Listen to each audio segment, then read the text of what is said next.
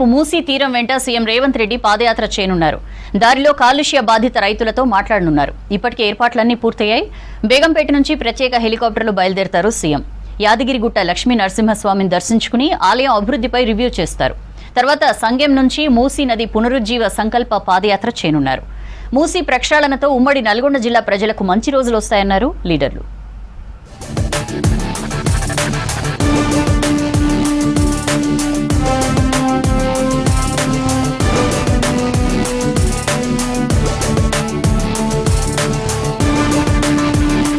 రేపు యాదాద్రి భువనగిరి జిల్లాలో పర్యటించనున్నారు సీఎం రేవంత్ రెడ్డి. రేపు 9 గంటలకు బేగంపేట నుంచి హెలికాప్టర్లో బయలుదేరి యాదగిరిగుట్ట లక్ష్మీ నరసింహస్వామి దేవస్థానానికి చేరుకుంటారు. స్వామివారిని దర్శించుకుని ప్రత్యేక పూజలు చేస్తారు. 11:30కు యాదగిరిగుట్ట టెంపుల్ డెవలప్మెంట్ అథారిటీ ఆలయ అభివృద్ధి కార్యకలాపాలపై సమీక్ష నిర్వహిస్తారు. 1:30కు రోడ్డు మార్గంలో సంగెం చేరుకుంటారు సీఎం. సంగెం నుంచి మూసీ నది పునరుజ్జీవన సంకల్ప పాదయాత్ర ప్రారంభమవుతుంది. మూసీ నది కుడి ఒడ్డున భీమలింగం వరకు దాదాపు 2.5 కిలోమీటర్లు పాదయాత్ర చేస్తారు రేవంత్. అక్కడి నుంచి తిరిగి ధర్మారెడ్డిపల్లి కెనాల్ కట్ట వెంబడి సంగెం నాగిరెడ్డిపల్లి రోడ్డు వరకు పాదయాత్ర కొనసాగనుంది.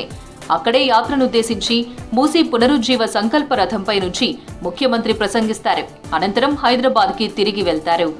పొద్దున 8:45 యాదగిరి లక్ష్మీనరసింహస్వామిని యాదగిరిగుట్టలో దర్శనం చేసుకుని ఆ తర్వాత సంగెం గ్రామం వలిగొండ మండలంలో ఉన్నటువంటి మూసీ నదిని పర్యవేక్షణ చేస్తూ ఆ మూసీ నది పరివాహక ప్రాంతంలో ఉన్నటువంటి పొలాలలో పాదయాత్ర చేసుకుంటూ అక్కడున్నటువంటి రైతులను అక్కడున్నటువంటి కుల వృత్తులు చేసుకునే వారిని కలిసి మూసీ నదిలో ఉన్నటువంటి ఈ మురికి నీళ్లు ఈ కాలుష్యం నీళ్ల వల్ల జరుగుతున్నటువంటి నష్టాన్ని తెలుసుకుని తర్వాత రైతులందరినీ అక్కడ ఉన్నటువంటి ప్రజలందరినీ ఉద్దేశించి మాట్లాడటం జరుగుతుంది.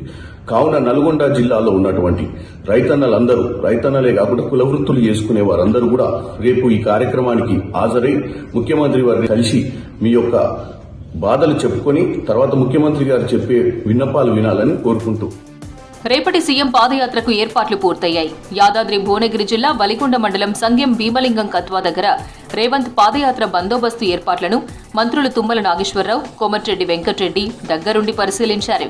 ప్రభుత్వ whip Aler MLA Beerla Ailaiah, MP Chamala Kiran Kumar Reddy, CP Sudheer Babu పాల్గొన్నారు. ఎలాంటి ఇబ్బందులు రాకుండా అన్ని ఏర్పాట్లు పూర్తి చేసినట్లు మంత్రులు తెలిపారు.